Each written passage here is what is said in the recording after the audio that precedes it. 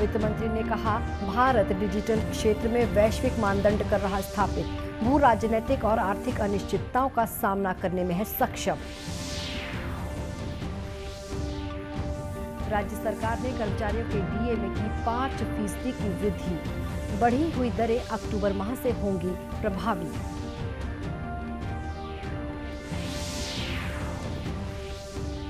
छत्तीसगढ़ में ईडी की कार्रवाई लगातार जारी, रायगढ़ के खनिज विभाग के कार्यालय में ईडी की टीम पहुंची।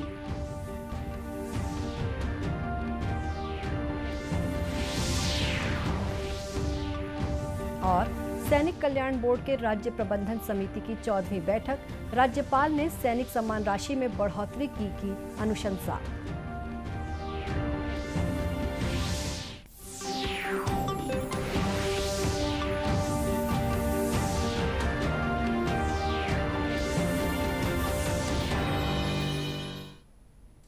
नमस्कार, आप देख रहे हैं दूरदर्शन समाचार। मैं हूं शुभ्रा भट्टाचार्य। अब समाचार विस्तार से। वित्त मंत्री निर्मला सीतारामन ने कहा है कि भारत डिजिटल क्षेत्र में वैश्विक मानदंड स्थापित कर रहा है। उन्होंने कहा कि देश को विश्वास है कि वह भू राजनीतिक और आर्थिक अनिश्चितताओं का सामना करने में सक्षम है। वैश्विक अनिश्चितता के बीच भारतीय अर्थव्यवस्था की संभावनाओं पर वित्त मंत्री ने कहा कि दुनिया के सभी देश भारत की उपलब्धियों को मान रहे हैं, जो इस बात का निर्विवाद प्रमाण है कि भारत की अर्थव्यवस्था आने वाले समय में हर लिहाज से मजबूत रहेगी। वॉशिंगटन में जॉन्स हॉपकिंस विश्वविद्यालय में तकनीक, वित्त और शासन व्यापक प्रभाव विषय पर आयोजन में वित्त मंत्री ने कहा कि पिछले 2 वर्षों के घटनाक्रम के बाद आए विश्वास के कारण भारतीय अर्थव्यवस्था बेहतर प्रदर्शन कर रही है और संभावित वैश्विक मंदी में भी भारतीय अर्थव्यवस्था में बढ़त जारी रहेगी। It's not talking of just the payment where UPI, which is today acceptable in Singapore, UAE and many other countries. We are not talking of just RuPay cards, we are not talking of credit cards, we are not talking of checkbook, we are talking of QR codes, which an Android phone, not a smartphone, no Apples, even anything else, can just go do the business using a QR code, not just in India, but in countries with whom we've already agreed. The National Payment Corporation of India has already had agreements signed in France. So the apps that are under this larger umbrella of NPCI are all available there, Beam, any other payment portal, and these are not charged. These are public goods that we have created. वित्त मंत्री ने कहा कि 2014 में सरकार द्वारा अर्थव्यवस्था का डिजिटीकरण शुरू करने के बाद शुरुआत में लोगों को जो आशंकाएं थी उसे डिजिटल तकनीक की मदद से दूर कर दिया गया। मोदी सरकार के दृष्टिकोण को स्पष्ट करते हुए वित्त मंत्री ने कहा कि भारत में तकनीक के उपयोग से सुशासन का लक्ष्य हासिल किया जा रहा है। हिमाचल प्रदेश में 12 नवंबर को मतदान होगा। हिमाचल में होने वाले चुनाव कार्यक्रम की आज घोषणा कर दी गई है। मुख्य चुनाव आयुक्त राजीव कुमार ने आज नई दिल्ली में आयोजित प्रेस वार्ता में ये जानकारी दी। श्री कुमार ने बताया कि चुनाव के लिए 17 से 25 अक्टूबर तक नामांकन दाखिल किए जा सकते हैं। 29 अक्टूबर तक नाम वापस लिए जा सकते हैं। मुख्य चुनाव आयुक्त ने कहा कि मतगणना 8 दिसंबर को होगी। गौरतलब है कि हिमाचल प्रदेश के 68 सीटों के लिए चुनाव कराए जा रहे हैं। राज्य सरकार ने दीपावली के पहले प्रदेश के अधिकारियों कर्मचारियों को 5% डीए वृद्धि की सौगात दी है। मुख्यमंत्री भूपेश बघेल के निर्देश पर वित्त विभाग ने आज डीए में बढ़ोतरी का आदेश जारी कर दिया है। डीए की बढ़ी हुई दर चालू अक्टूबर माह से ही प्रभावी होगी। बढ़ी हुई महंगाई दर की राशि का 1 अक्टूबर से नकद भुगतान किया जाएगा। डीए में 5% की वृद्धि के बाद प्रदेश में 7वें वेतनमान से वेतन पाने वालों को 33% महंगाई भत्ता मिलेगा। महंगाई भत्ते में वृद्धि का ये आदेश यूजीसी, एआईसीटीई और आकस्मिकता से वेतन पाने वाले कर्मचारियों के लिए भी लागू होगा। छत्तीसगढ़ में 3 दिनों से ईडी की कार्रवाई जारी है। ईडी ने गुरुवार को आरक्षक अमित दुबे के भिलाई स्थित घर पर दबिश दी। आरक्षक को पूछताछ के लिए रायपुर लाया गया, बाद में उसे देर रात छोड़ दिया गया। गौरतलब है कि पिछले 3 दिनों से ईडी कलेक्टर से लेकर बिजनेसमैन के घर और दफ्तरों में छापामार कार्रवाई कर रहा है। इस बीच रायगढ़ जिले में भी ईडी ने छापामार कार्रवाई की। जिला कलेक्ट्रेट स्थित खनिज विभाग के कार्यालय में ईडी ने अपनी टीम के साथ दबिश दी। बताया जा रहा है कि आधा दर्जन से अधिक ईडी अधिकारियों की टीम यहां कागजातों की जांच में जुटी हुई है। ईडी की टीम को कोयला परिवहन और डीएमएफ में गड़बड़ी की शिकायत मिली थी, जिसके बाद आज कलेक्ट्रेट स्थित खनिज विभाग कार्यालय में जांच की जा रही है। यहां भारी संख्या में सुरक्षा बल तैनात कर दिया गया है। वहीं जिले की कलेक्टर रानू साहू भी रायगढ़ पहुंच गई हैं। राज्यपाल अनुसुईया उइके की अध्यक्षता में सैनिक कल्याण बोर्ड के राज्य प्रबंधन समिति की 14वीं बैठक हुई।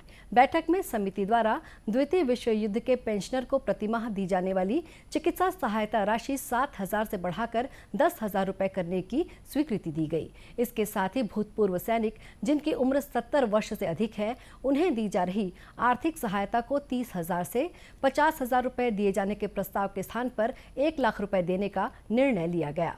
भूतपूर्व सैनिक जिनकी उम्र 75 वर्ष से अधिक है, उनको दिए जाने वाली सम्मान राशि में बढ़ोतरी की गई है। इसी प्रकार उनको औद्योगिक प्रशिक्षण संस्थान से प्रशिक्षण प्राप्त करने पर प्रदाय आर्थिक सहायता राशि को 500 रुपये से बढ़ाकर 5,000 रुपये किया गया। भूतपूर्व सैनिकों को स्वरोजगार हेतु दी जाने वाली एकमुश्त 15,000 रुपये की आर्थिक सहायता के लिए निर्धारित मासिक आय सीमा 6,000 रुपये से बढ़ाकर 25,000 रुपये कर दी गई। भूतपूर्व सैनिकों के शारीरिक और मानसिक रूप से दिव्यांग बच्चों को दी जाने वाली सहायता राशि में बढ़ोतरी को स्वीकृति दी गई। राज्यपाल ने बैठक को संबोधित करते हुए कहा कि कोविड के 2 वर्षों में हम सभी के साथ साथ भूतपूर्व सैनिक परिवारों को भी दिक्कतों का सामना करना पड़ा और सैनिक कल्याण बोर्ड की आय भी प्रभावित हुई। राज्यपाल ने सैनिकों के कल्याण के लिए चर्चा परिचर्चाओं में भूतपूर्व सैनिक परिवार के सदस्यों से भी बात करने और सुझाव लेने को कहा, ताकि उनकी समस्याओं के बारे में सटीक जानकारी प्राप्त हो सके। छत्तीसगढ़ के कई इलाकों में आज सुबह भूकंप के झटके महसूस किए गए। कोरिया जिले में बैकुंठपुर से 7 किलोमीटर की दूरी पर गेज बांध राकिया के करीब आज सुबह 5:28 पर 4.8 रिक्टर तीव्रता के भूकंप के झटके पड़े हैं। नेशनल सेंटर फॉर सिस्मोलॉजी ने भी इसकी पुष्टि की है। इसका केंद्र अंबिकापुर से 65 किलोमीटर दूर बताया जा रहा है। लगभग 1 महीने पहले भी भूकंप के झटके महसूस किए गए थे। जानकारों के अनुसार ये भूकंप सतह से 10 किलोमीटर की गहराई पर केंद्रित था, जिसकी भौगोलिक स्थिति 23.33 डिग्री उत्तरी अक्षांश और 82.58 डिग्री पूर्वी देशांतर थी। वहीं कटगोड़ी राकिया क्षेत्र में भूकंप के झटके से किसान के घर का छप्पर गिरने की जानकारी है। ग्रामीण को लगा कि माइंस में ब्लास्टिंग से घर का छप्पर गिरा होगा। लोगों ने सुबह माइंस का घेराव भी कर दिया। भारतीय डाक द्वारा राष्ट्रीय डाक सप्ताह के तहत अनेक कार्यक्रमों का आयोजन किया गया। साथ ही स्कूली बच्चों को डाकघर का भ्रमण भी कराया गया। भिलाई में भी इसके तहत आज छोटे स्कूली बच्चों को डाकघर दिखाया गया। भिलाई के सेक्टर 1 में स्थित डाकघर को देखने के लिए बड़ी संख्या में स्कूली बच्चे पहुंचे, जहां डाकघर की गतिविधियों और कार्यशैली से इन बच्चों को अवगत कराया गया। खास बात ये रही कि छोटे बच्चे पोस्ट कार्ड पर अपने अभिभावक के नाम चिट्ठी लिखकर लाए थे और उन्होंने पोस्ट बॉक्स में इन चिट्ठियों को डाला। डाकघर के पोस्टमास्टर अकबर खान ने बताया कि पूर्व निर्धारित कार्यक्रम के तहत इन बच्चों को डाकघर दिखाया गया और डाकघर में किए जाने वाले कार्यों की जानकारी भी इन बच्चों को दी गई।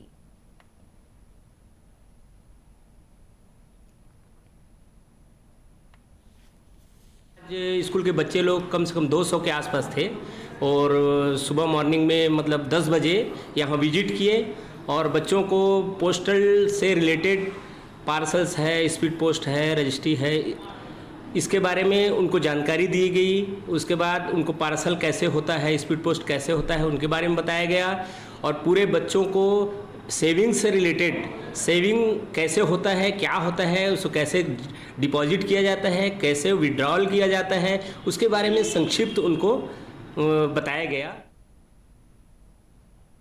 इस दौरान इन बच्चों के साथ स्कूल के शिक्षक और शिक्षिकाएं भी मौजूद थीं।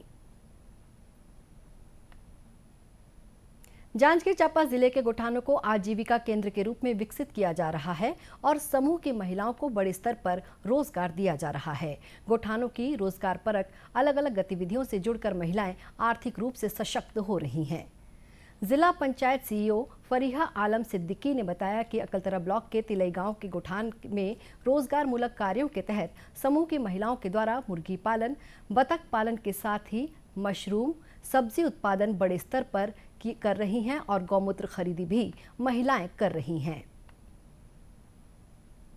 40 ग्रामीण गौठानों में गोधन न्याय योजना चालू हो चुकी है और इनमें लगभग इनके आधे गौठानों में हम लोगों ने गोधन न्याय योजना के साथ साथ महिला स्व सहायता समूहों को आजीविका की गतिविधि से जोड़ने का प्रयास भी किया है। कुछ गौठान हमारे बहुत अच्छी तरह से डेवलप हो चुके हैं, जैसे कि तिलई है, मुलमुला है, और हर ब्लॉक में लगभग 3-3, 4-4 गौठान हमारे ऐसे डेवलप हो चुके हैं जहाँ पर हम कई सारी गतिविधियाँ एक साथ कर रहे हैं, जिसमें मुर्गी पालन, बतख पालन, मछली पालन और मशरूम हमारी मेजर गतिविधियाँ हैं जो अभी चल रही हैं। वहीं समूह की महिलाओं का कहना है कि इन कार्यों से उन्हें अच्छी आमदनी हो रही है। हमने शुरुआत करे हैं पहली वर्मी कंपोस्ट बना के, फिर ओकर बाद फिर मुर्गी पालन करे हैं, ओकर बाद फिर बदक पालन करे हैं। अब एदे यानी हाँ मशरूम भी निकाले हैं कि देवा, तेकर बाद फिर एदे अबेला ब्रह्मास्त्र और जीवामृत बनाए चालू करे हैं। समूह से पैसा लिए रहे हैं, लोन लिए हैं, ओकर से चूजा या मछली पालन या मशरूम करे हैं, तो मैं धीरे धीरे जैसे हमारा इनकम हो गई से बा कमाई, वो हिसाब से हमन के आर्थिक स्थिति सुधर गई से। साल भर हो गई कि दवा यहाँ से वर्मी कंपोस्ट बनाते हुए, और बढ़िया हमारा लाभ मिली से वर्मी कंपोस्ट में भी करीब हमारा 1 लाख के लाभ मिल गई है। और इस सत्र में हमन 1.5 लाख के भी खाद बनाए हवन, अभी वो हमारा राशि मिल नहीं पाए। और बतख पालन हमारा 6 माह हो गए सर करते हुए, तो अभी महिलाओं ने कहा कि आजीविका केंद्र के रूप में गौठानों को विकसित करने से उन्हें गांव में ही रोजगार मिल रहा है। प्रदेश में मानसूनी बारिश का दौर अब भी जारी है। दक्षिण पश्चिम मानसून की वापसी के दौरान बने सिस्टम के कारण प्रदेश में बारिश हो रही है। बीती रात और आज सुबह अनेक स्थानों पर हल्की से मध्यम वर्षा दर्ज की गई। मौसम विज्ञानी एचपी चंद्रा का कहना है कि सामान्य तौर पर छत्तीसगढ़ में मानसून का आगमन 10 जून को होता है, वहीं विदाई 11 अक्टूबर तक।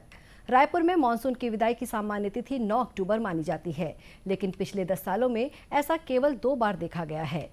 इस बार भी मानसून के लंबा खिंचने की संभावना बन रही है। रायपुर सहित कई जिलों में कल मध्यम स्तर की बरसात दर्ज की हुई है। पिछले कई दिनों से लगातार बारिश होने के साथ साथ तापमान में भी बड़ा बदलाव हो रहा है। सुबह शाम बदली के साथ दोपहर में तेज धूप हो रही है। इस तरह एक ही दिन में 5-6 डिग्री सेल्सियस का उतार चढ़ाव तापमान में देखने को मिल रहा है। मौसम विज्ञानियों का कहना है कि अक्टूबर महीने में जो बादल बनते हैं उनके साथ खतरे कुछ अधिक हैं। इसमें बिजली गिरने की संभावना अधिक रहती है। ऐसे में खुले आसमान के नीचे काम कर रहे लोगों के लिए खतरा बढ़ जाता है। बरसात के साथ बवंडर उगता है, इससे कच्चे मकानों, फसलों और पेड़ों को नुकसान पहुंचता है। छत्तीसगढ़ में इसी महीने से धान की कटाई शुरू होती है। पानी बरसने से फसल गीली हो जाती है और उसमें अंकुरण होने लगता है।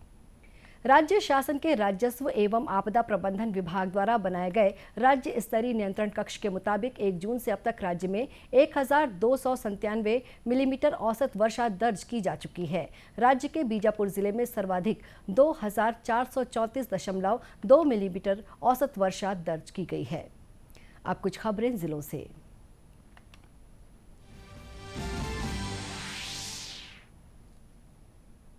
बेमेतरा जिले में ग्रामीण इलाकों में बिजली बिल और बिजली आपूर्ति की अनियमितता से परेशान ग्रामीणों ने कलेक्टर को ज्ञापन सौंपा है।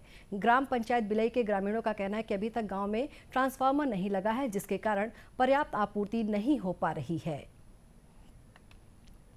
कोंडागांव जिले के पतोड़ा गांव में शहीद शिवलाल नेताम की प्रतिमा का प्रभारी मंत्री कवासी लखमा ने अनावरण किया। इस मौके पर उन्होंने माध्यमिक शाला पतोड़ा का नामकरण शहीद के नाम पर करने की घोषणा की। इस मौके पर राज्यसभा सांसद फूलोदेवी नेताम ने सांसद निधि से उद्यान विकास और सौंदर्यीकरण के लिए 10 लाख रुपए देने की घोषणा की।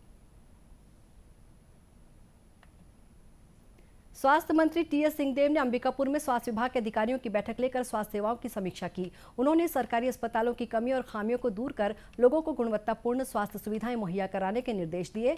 श्री सिंहदेव ने उप स्वास्थ्य केंद्र की जरूरत वाले गांव में नए केंद्र खोलने प्रस्ताव तैयार कर भेजने कहा। इसी के साथ ये समाचार बुलेटिन समाप्त हुआ। नमस्कार।